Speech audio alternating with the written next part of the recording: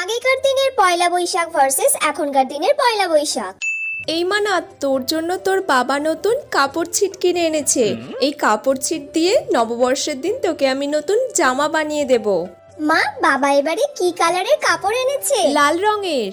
মা, তাহলে ওই কাপড়টা দিয়ে আমাকে একটা ফ্রক বানিয়ে দেবে? আমি দর্জির দোকানে দিয়ে এসেছি আর বলেছি একটা ফ্রক বানিয়ে দিতে তোকে। আর ফ্রকের দু সাইডে দুটো যেন পকেট থাকে। আচ্ছা, বলে দেবো। কি মজা! আমি পয়লা বৈশাখের দিন নতুন জামা পরে ঘুরবো, খুব মজা হবে।